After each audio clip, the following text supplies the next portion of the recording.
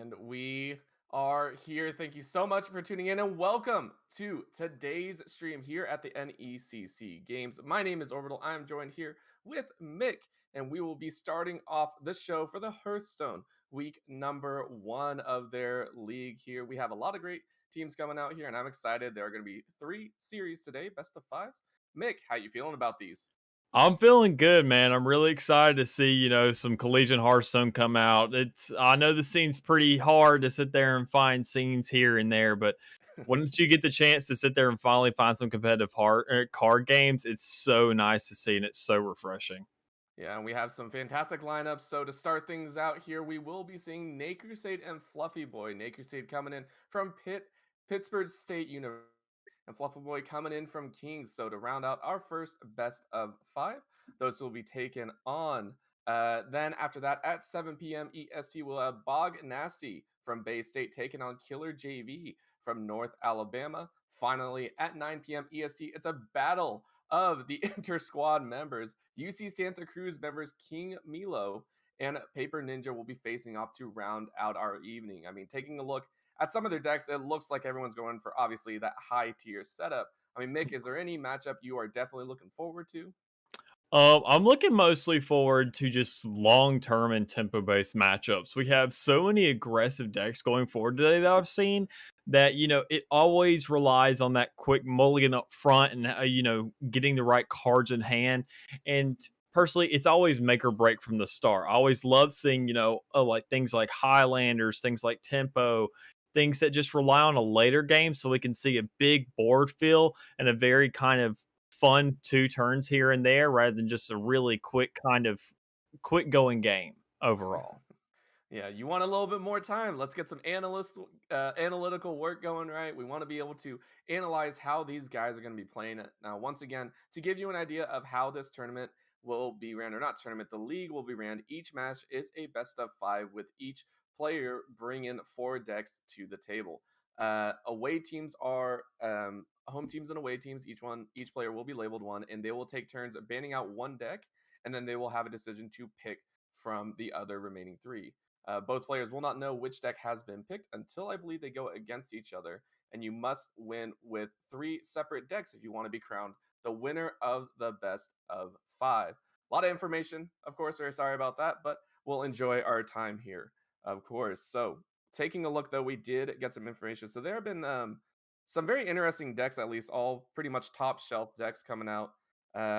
Were there any that caught your eye between these two, between FluffyBoy and Naycrusade, that you kind of want to pick apart for the time being?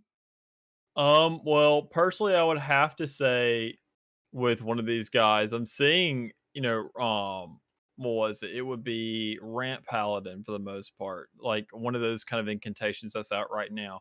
With the new set that just came out, the mini set, races at the Dark Moon Fair, we got all kinds of like small little cards, which at first didn't seem all that much impactful for the meta. But at this point, we now see everything kind of translating. At that before this, in the Dark Moon Fair, we only had maybe 2 meta decks. It was Combo Rogue and it was Evolve Shaman as well. And the meta was just very bland and didn't have enough to bring to the table. But just having like a $15 pack right there, which sits there and gives you so many new cards, which are super impactful, especially halfway through the season, it opens up a whole new meta and it makes it a lot more interesting. So, seeing Pure Paladin not exactly be King of the Reigns anymore, and, Rogue getting kind of nerfed here and there to sit there and be more of a its traditional style of how it should be. Things along the lines of that. And it's just really Yeah. nice to see those. Yeah, variation is always nice, and it brings out, you're not having that, that straight up mirror matchup. I think that's what we got in the Hearthstone 2020 championships. Actually, that was a while ago, I believe, but there was actually a couple Demon Hunter mirror matches and all that fun stuff. Mhm. You've seen those all day long, and it's fun to an extent, but sometimes you do want that variation. You want to see that craziness, that cheese work its way in there. So I do believe we will be getting into game for our first game of this best of 5, and I am excited to see what they bring to the table. So some thoughts going in. I believe both players have already decided to ban out a few. Looking at it, I believe Naycrusade had his Paladin deck actually banned out of the 4. We'll kind of go over what decks they do have. But so that was a Paladin deck, and then Fluffy Boy has his own Warlock deck that was banned away. So both players deciding, hey, we might not want to mess with with either of these semi healers versus dots and all that fun stuff. Yeah. Which, it's kind of disappointing that they're the ones, the Paladin got banned over there on one of the sides, because that is actually the Rent Paladin that I was mentioning. One player that we do see from these deck lists, that one player is running the Rent Paladin incantation, and then one is running the Pure Paladin incantation. And a Pure Paladin has been around for so many seasons. It's just it almost feels like the same as that cards. There hasn't been too much kind of innovations in it.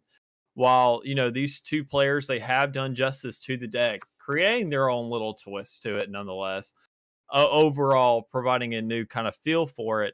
I feel like no matter what today, we're going to see some things we're not exactly used to, which from our part as an audience and as casters is always a little exciting. Yeah, but we are getting into that first round, swapping out some cards if they wish.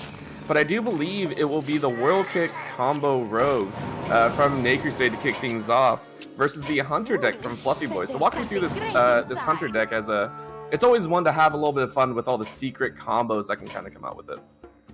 Yeah, with the Hunter deck, it also comes down to that very upfront kind of mulligan thing. That's Hunter as a whole. You want to sit there for these early turns with having so many cheap cards and having so many one-shot things.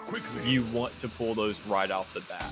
And as we see, Fluffy Boy pulling the Mystery Winner, that's a huge one drop, which sits there and allows you, even if you don't get a 2-drop, one of the maybe 13 out of 30 decks or 13 out of 30 cards in your deck somehow, then you still have an option. You're allowed to sit there and open up the field and decide on what can most help you in your situation, rather than deciding, from just a blind draw in your deck. Blind drawn, just a little bit of a taste. As already, we got some thinking going on. He's having a little bit of fun. Maybe. Or he's already sitting mulling over that possible mulligan. We don't know. Yeah. I don't think we'll see that just yet. Of course, I always feel it's, the first round, you have to set your own kind of tempo and precedent for what's to come, right? And mulliganing right off the start, putting yourself in a 0-1 position, I think would just feel terrible. Yeah. And, we do see with Rogue does have a lot more minions based on their whole kind of build, which in the early game, as long as you get those right builds, he sat there and pulled the Feral Cat turn 1. That has an extra stat to it in order to keep all the survivability on board, allowing these trades into the things like the Phase Stalker and, the Mystery Winner and all kinds of things like that. Issue is, once you get into those trading situations, this is what Hunter wants you to do. Hunter wants you to attack his minions with things like, pack tactics, which say if he attacks his 2/3 by some chance, there's a chance that there being 3/1/1 snakes, or a 3/3 copy of that exact same minion. This is what Hunter thrives off of. So this is a situation where Nate's going to have to figure out how exactly to react to this, because it's always a super tough matchup. Speaking of snake trap right there, man thinks he's going to get rid of one thing, but he has 3 more things to get rid of, and both options. This man said, I'm going to give you the best of both worlds. They're going to flood the board off one card right there. I feel that's so rude. Literally, turn 4, you're just like, nah, we'll mess with you a little bit. I'm sure Fluffy Boy is excited about that. Naycrusade gonna have to tread a little bit more carefully. Of course, the secret board is off right now and already sitting here. I believe he's sitting on a few nice combos, possibly coming out here shortly. I am seeing a lot of 1s and 0s, so low cost, able to start comboing, maybe give himself a health advantage if he wishes. Which, unfortunately, as we see, Nate hasn't been running running a copy of Fan of Blades in this kind of deck. And, if you're sitting there thinking about how all these players play and, the kind of cards are going to be run, you need to look for those certain counter cards in your deck. As small as the chance of drawing them may be, you want to sit there, especially with all these kind of new things with Foxy Fraud and Swindle. Those things increase your odds. If you have a Fan of Blades or something along the lines, you don't need to worry about those 1/1s at that point. there's so many it opens up your world of possibility. But unfortunately for Nay, he isn't running something like that, so he's got to find a way to trade for every single one of these cards individually. I feel that's definitely going to be a problem as he's starting to flood a little bit, but nice little explosive trap secret might be in the works. They wish to pop it up, but again, 5 stacking a little bit. Happy to have a little bit more defensive board set up for whatever the heck this hunter is ready to output. And I think, at this point, Nay's doing as much as he can. With Hunter, you've just traded a lot of resources, and I don't think he's going to go face in this kind of situation because he wants, just in case it is an explosive trap, that's the only AoE Hunter has in terms of his secret builds. So he wants to make sure to get those trades out and just choke the Hunter to where he's only having to use his hero power, and Rogue can utilize those combos to sit there and get some more face damage in the later stages. Later stages are the hope here. A couple quick tags from the snake, biting at the heels of the rogue, and maybe a little return venom to spark a little bit more action. As a last round, a nice little summon of a 3/3, couple Walpers deciding they wanted to visit the field. And you can tell Naycrusade a little bit worried about those 2 secrets. Last time it flooded the board, this time might be the next couple copies. A huge thing of this game, you gotta love it, is the like you said, the tracking of the cards.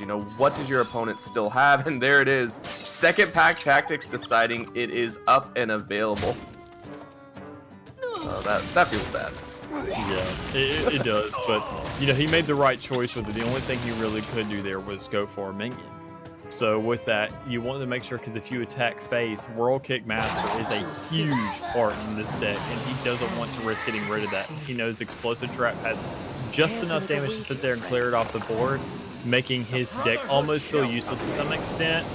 But speaking of useless, Edwin Van Cleef is not that. He got a really good pop off with that, getting a solid 8/8 on the board, allowing for a lot of trades going forward. Only issue is he has to look out for a freezing trap now if Hunter decides to play that at some point. Yeah, that's the possibility coming out here. A nice little draw on the Dwarven Sharpshooter. Not sure if he wants to. You can see him dancing all over his cards right now. 6 mana to work with, and a slightly full board here. I do like the sitting of that secret, though. That attack coming out of a rogue, if you do, you lose about half your board, I think, from that explosive trap. So I want to see if he's going to attempt that. Looks like just dropping a little bit of damage, try and clear that hero off as quickly as possible. Yeah, he's trying to clear out the most valuable targets right now. He did a great job. He's surprisingly only getting Edwin down to, just clearing him out overall. Because, he's kind of worried that he's only going to be training the minions, which is exactly what he's doing right now. He's going to get a lot of value out of Edwin, but if you, by any chance, had an explosive trap, he could have just left it at 1 or 2 health, per se, and only trade a smaller minion while reserving the rest of that for face. So, when you're in a situation where you don't have many cards in your hand, you can kind of start to tend to panic a little bit and not exactly have the most reasonable thinking in terms of how to allocate the damage. But overall, he's doing the best he can with the resources he had, with Hunter now drying out himself. And it feels so bad after you wipe about 5 to watch 4 come right back on the board. 5 to none, and you're just like, man, I did all that work. I wanted to help so much. And playing a cheap 1/2 with no secrets in its hand, given a random one at that. So definitely feels like a half stall here coming out right now. Yeah, Fluffy's just trying to sit there and fluff his hand a little bit right now. He's running out of resources so quickly, and Voracious Reader is the only real card draw that this deck has. It doesn't have too many other kind of resources to it for drawing. You have those beasts. You do have the Phase Stalker, which pulls, spells from your deck. But besides that, you don't have too many resources that sit there and draw and get more resources for yourself. That's why Voracious is such a crucial card in this kind of build if you don't get the right build right off the bat. Oof, dropping down to 1. A nice little freezing. I think it's just not going to be enough as in comes the onslaught of just damage coming through right now. A couple minions tagging back and forth, and immediately health is evened up. Hunter versus Assassin. Game number 1 already coming down to what looks to be the wire. Yeah, Fluffy's in a really bad situation here. The only thing he could have hoped for there was maybe a taunt to buy a little bit of time the next go around. It's just at this point, he really doesn't have anything left. That's his second copy of Voracious Reader, and that's all of his card draw basically at this point. And he has to get something like, if he had a King Crush or something along the lines of that could close this game out. But sadly, he's running more of a resource bound deck rather than more of a upfront aggressive OTK based kind of thing. Yeah, and I feel the worst part about this too, when you're this deep into the game, you're hoping to already be spamming a lot of those secrets, right? That's the whole point of this deck. And right now, no mana, sitting on 3/3 cost, which is just pain. And yeah, that's gonna free up Naycrusade. I think that's possible lethal. Yep, that's gonna be it right there. Game 1 going the way of Naycrusade. I want to just say, like, felt clean, very nice stalling of the resources and ensuring that he was able to win. Looks a little bit rough with the 11 health there, but still very well done. Yeah, and unfortunately for the Hunter, personally from a standpoint of playing for so many years, I'm kind of thankful Hunter ran out of resources, because it's always that just player intuition of, please let this Hunter not have everything to completely counteract what they have going on. But, we're not in those shoes right now. But overall, Hunter this deck performing really well on ladder, because, you have so many kind of different variations of decks. You have a lot more aggressive decks, and not that much resource generation, unless you go up something against like a priest or, say some kind of like a warrior to some extent, something that can stall out time. But, when you have that world kick in there and that big aspect to that deck, then it just adds a whole different kind of gameplay to draw things out. As we saw that there was a couple of those cards that were generated by the World Kickmaster, allowing the road to survive a little longer and sit there and give him a little bit more board flooding. Yeah, now on to game number 2. We are taking a look here, and it looks like the unbans are coming through, as that is going to be the Druid coming out for Naycrusade versus the Paladin from FluffyBoy. So the all-important Paladin that I think was banned away. No, actually, that was not banned last time. Paladin. This would be the pure Paladin that is on the play right now, and it's also Guardian Animal Druid that's in play right now. So, you do have Rant Paladin, which is a lot of more kind of Murloc based cards with a little bit of pure Paladin aspect towards the end on the higher ends of mana, but pure Paladin is more focused and focal on the fact that you have a little bit of minions, maybe no more than 2 or 3 minions on board at a time, and you're constantly looking for some kind of hand buff or some kind of minion buff to sit there and make sure, especially with the Libram system going in now, that you have a constant kind of way to keep these minions buffed when they're on board. Must move quickly. Yeah, and as we get that board fill, like you said, just a couple every so often to ensure that there's something there. I want to get your thoughts here as everyone's kind of stepping up, right? Naycrusade and FluffyBoy, these two decks, is there one that you feel overpowers the other in a drastic aspect, or are they both kind of evenly matched?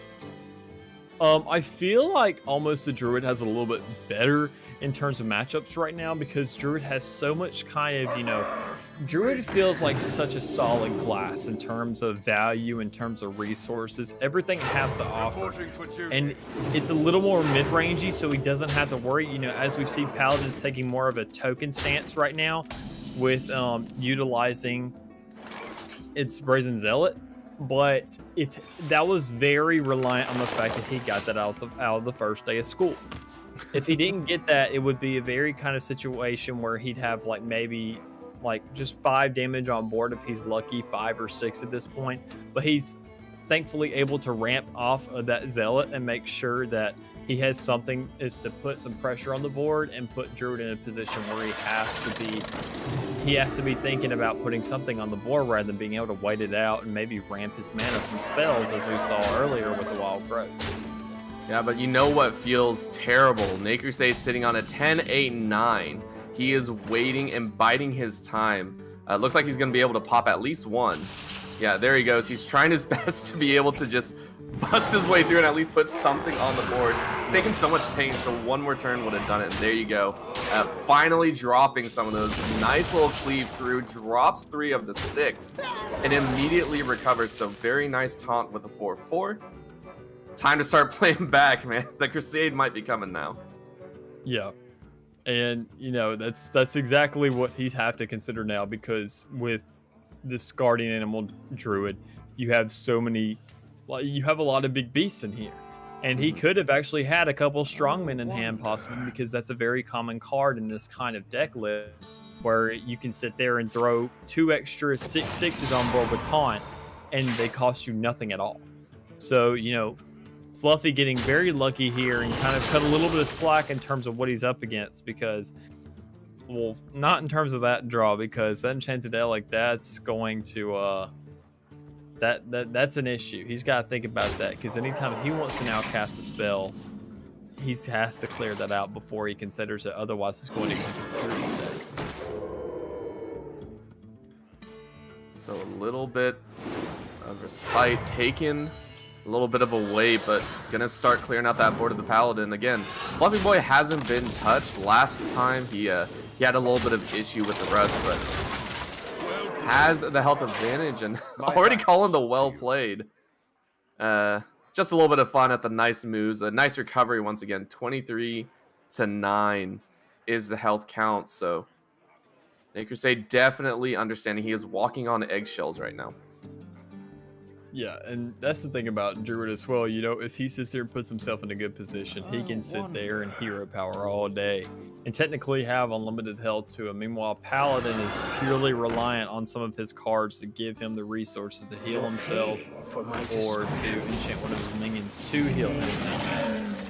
So, you know, that's where Druid could, you know, you may get that strong burst up front, but he can mitigate that damage over the long course of the game.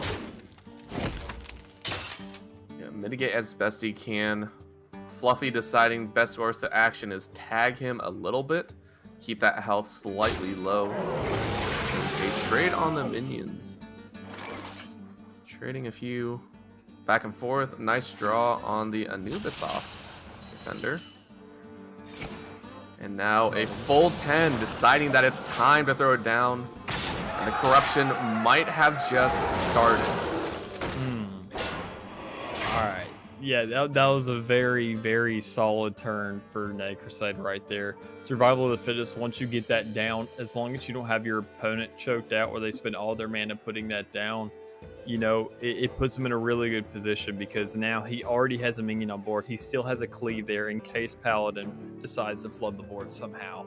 And now he also has the Anubis defender to sit there and also kind of stack over and make sure it doesn't get targeted unless it's by a spell. Well played. You know, he did get the trade on the educated Elec, making sure if he did have a target to get rid of the cleave, then he wouldn't have a way to sit there and get that card back in his deck.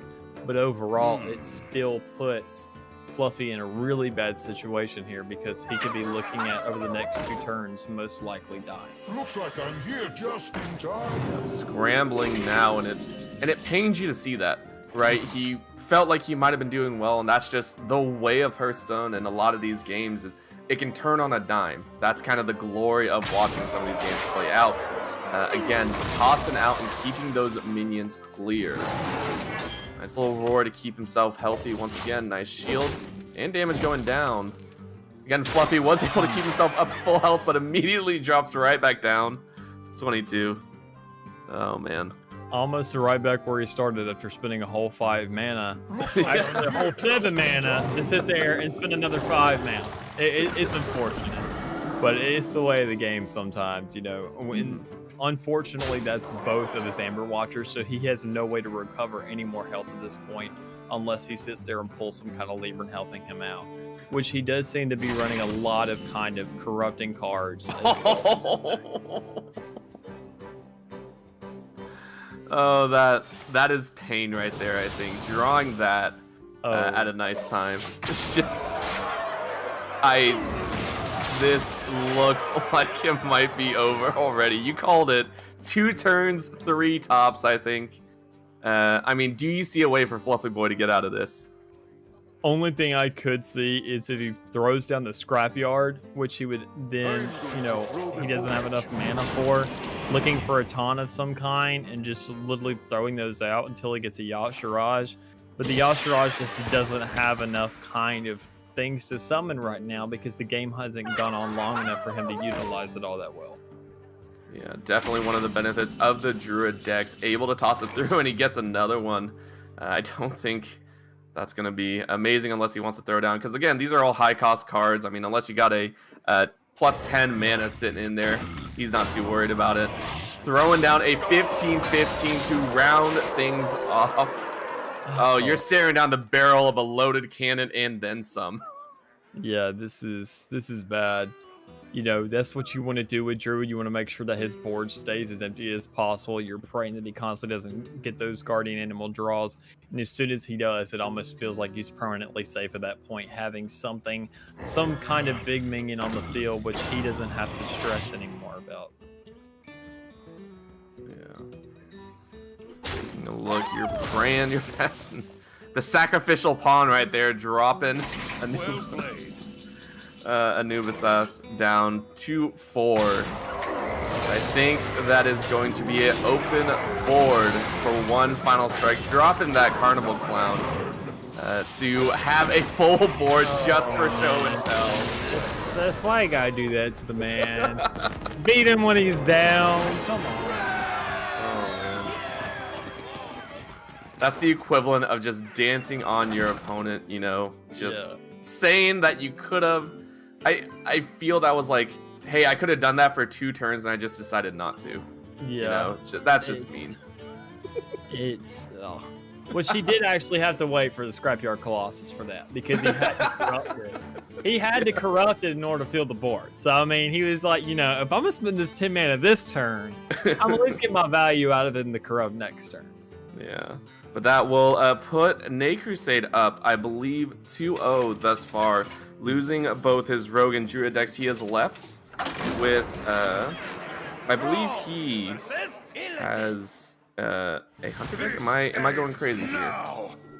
A Demon Hunter deck. And then Demon Hunter, that is the one. I messed up. But I think we Hunter. are...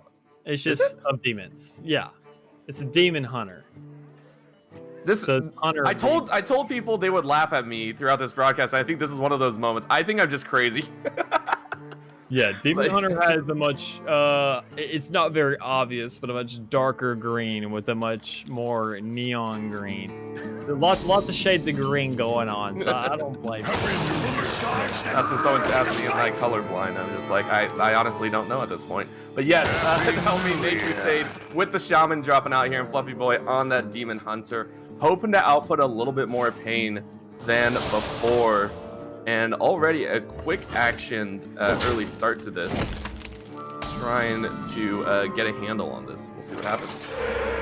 Yeah, I think Demon Hunter, you know, if he has the right resources for this could be an easy matchup for him. I think this could be the chance for FluffyBoy to come back, because Totem Shaman, which is what Naycrusade's running, he's, you know, in a really weird situation where he has to... He's in a really weird situation in terms of what he's going to be able to put down the board. There's a lot of specifics to Totem Shaman. There's a lot of specific draws you need in order to keep any kind of pressure on the board.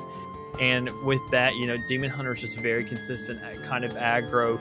You do have those usual incantations that have like a big hunter, Demon Hunter, but those aren't very often. As, you know, just regular old Demon Hunter is such an insane kit. The hero still feels so good and so solid with the 1 mana hero power that you can't sit there and neglect it. So many buffing cards coming out as well. I'm excited to see some of those soul fragment uses. How will FluffyBoy utilize those in an attempt to control this game? But already, a couple evil totems being dropped. Having some fun with those and keeping that Surging Tempest ready and waiting. Yeah, really good initial draws from him. You know, it's a shame he had to use, you know, one of those consume magics for the for the evil totem, because, you know, if he does get that draw, that's a really strong initial draw for Naycrusade here, because that's a lot of resource generation in a kind of deck that doesn't have any other kind of source of resources. It's, you know, it's a very kind of reliant on what you have, you know, and then you have lackeys to deal with as well, but they don't have that much synergy with the cards that you have already preordained. That is going to be a nice 4 set of totems prepped in waiting. You see it on Naycrusade's sides. He does have the splitting axe ready and waiting in case he needs to fill the board once again. Nice low end draws with the Totemic Might as well. So this is going to be a little bit difficult for FluffyBoy to start cutting through with the cards in his hand. Which at this point, he needs to be looking at trying to shuffle those shards into his deck. Because, you know, with such a big hand, surely somewhere he has to have a Shard Shatter Mystic, which I don't know if you know, but the battle cry for it, if you have a Soul Fragment in your deck, it deals 3 damage to all minions on the board. So if he can go ahead and get that down before anything else gets buffed anymore, sadly one thing does, but overall, if he can go ahead and get that on the board, he can go ahead and do a wipe and not allow that axe to have any kind of value to it. Got to start working on it though, but so far only been attacking and allowing the stack up. If this is a bait, this is a very good bait, and you know, messing with your opponent kind of thing. Yeah, he's looking though. I don't know if in desperation or not, but again, continuously pumping up, and that's I think one of the fun parts of the Demon Hunter. You know, it's one of the few that can really start busting up a lot of damage straight from your own hero there. Or champion, I'm not sure. Do you see a Spirit Jailer? So if he does have the Shard Shatter Binding chance, this could help his case out a lot in terms of getting that board clear. But surely he shouldn't have it at this point if he, you know, decided to go with, you know, just maybe 2 minion clears rather than a whole board.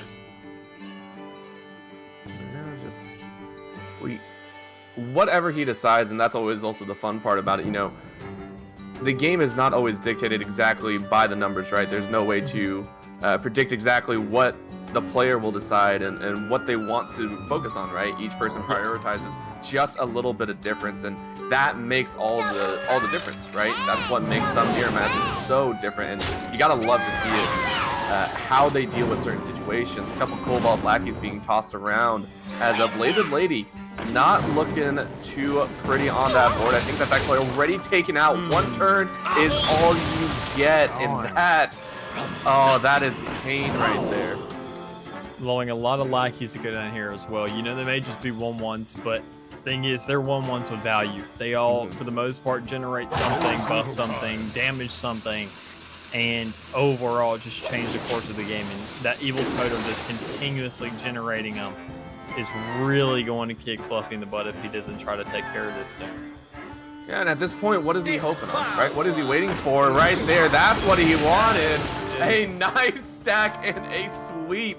Everyone off the board, reset it, run it back, fully healthy, and I'll take 2 damage spare. Which, that's exactly what that man was looking for. That's what he was praying for. From the position in his hand, it looked like he already had it. So maybe he was waiting it out, seeing to see if there's a little more flood going to the board, turning out the most expensive units to make sure, you know, the ones that didn't hit that 3 mark, he could go ahead and get rid of them. Hopefully he could replace it with a little more 3 health units to like trade out once he got around to it. And he did get a full board clear rather than, you know, a half or maybe 2 or 3 minutes. So, you know, good on Fluffy for, you know, that decision making in terms of when to put that on the field. But, you know, as we see with Fluffy's hand right now, he just doesn't have any resources compared to Nay, who's looking at almost a full hand at this point. So it seems as if he could just flood the board plenty more times and allowing Fluffy to sit there and pray for, you know, that many more shard shatters. But unfortunately, he only gets 2 of them. You wipe them all, and Naycrusade just said, nah, bring it back, run it back. Another 7 up and at him. And yeah, that just that kind of hurts to see. So I want to ask you, because this seems to be a recurring theme, right? FluffyBoy having to allocate just an immense amount of resources trying to clip this off. Do you consider this, part of that RNG that a lot of people like to cry about, or a lot of people like to have issues with, versus just raw, very calculated play coming out on Naycrusade's side? I must say it's more, rather than RNG, for like, to be unfortunate for one party, I usually look at it as the glass is half full. It's just a little more beneficial for the enemy at that point. That's how I think of it. As we see, he gets things like Eyesore, which is huge for him. Those early draws of splitting totems with the evil totem. All kinds of factors like that right there in the early stages, especially with Demon Hunter, which he does get a lot of value. Job's done. At some point, it can only go so far. And, there's not as much resource generation that Demon Hunter has. He does have a few, but they're just in a lot more weird places, and they're a lot more scattered out. And the worst part, I think, is you have no board clearing abilities. This is looking like 2 more turns, and looking through here, there isn't much healing that can be done either. Demon Hunter sitting on just Fluffy, hoping that he can salvage something right now and keep himself alive for the next 2 turns.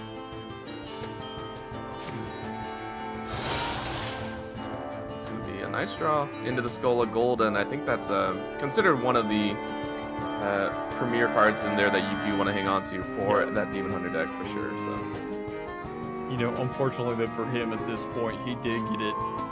He's going to have to wait a turn to sit there and spend a card, hopefully cheap enough in order for him to still cast that to get the outcast, benefit to it. If he doesn't, I'm sure he's still just thankful to have some cards at this point. But he's got to find something insane in order for him to actually clear, his Eyesore, which is going to be a huge issue. And then to clear this big old 6/9, he's got looking at. Actually deciding to have to take out that taunted card. Choice, but unfortunately it might only delay the inevitable. Sweeping out a few more of those minions. Tokens down, as that is going to end his turn. Shutting down at least 2, but still rough goings here. Yep, this man praying the Skull of Gul'dan changes the game for him, but with it being such an expensive card, there's not too much it can do for you at this point, unless you had that outcast benefit to it and triggering that keyword. And with now 2 Eyesores on the field, it's not looking very good for Fluffy right now. And oh, there it is, the double eye just popping up some health and gets a 1 cost, so that's not bad to hang on to. Poor Warlock. He's gonna pull 3. That is not gonna help at all. And all 3 too expensive for him to use without that outcast. Oh man. Oh dear, is this? This is looking like a concede here, so there's absolutely nothing he can do. He can trade in on one of those 2/4s, but in the large scheme of things, it really doesn't help him out that much. Yeah. And that is the unfortunate part, right? I think Naycrusade played it very, very well.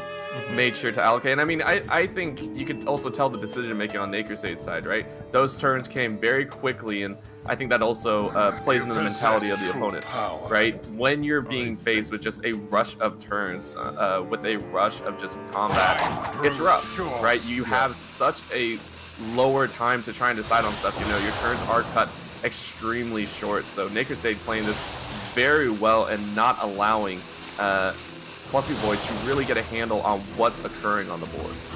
Yeah, and at this point, you do have to realize the back and forth in terms of how many resources these guys have got and how much they can allocate them. At this point, we do see Nade. Earlier, he had a full hand, but now to get to the stage where he is right now, he's only sitting at 4 cards. But overall, it doesn't matter too much in the large scheme of this best of 5 going into the season. Naycrusade has taken all 3 right off the bat with a clean sweep to open us up here. Brutal throwdown right there, and that will be Naycrusader taking it up showing off that he knows how to run his decks as best as possible. Again, that might change later on, of course, deciding on who your opponent, who you're playing against, right, and hoping that you get the right decks is always a fun thing. However, that's going to be it. I mean, Naycrusader pops it up, and looking on FluffyBoy's side, I mean, what do you think needs to change? I mean, is there a whole lot of strategies they can pull out in those scenarios, or is it just good luck, try again next time? I personally, from looking at our standpoint, it doesn't seem to be too much. You know, we get to see both sides of the field, like unlike these guys. They're only Mhm. looking at one side. They only get to see what's in their hand. But in order for these guys, you know, looking at Fluffy, if he sits there and runs at somebody, he needs more resource generation. Not too many cards breathe life to more. It was Mhm. very what was on your deck and what was in your deck was what you were dealing with. And past that, he didn't have too much else to work with. You know, and even if he didn't get his warlock banned, I mean, it's still for Fluffy. It was a zoo warlock. I mean, it's still very just. I mean, you do have resource generation with things like you know your expired merchant, but that's all you really have.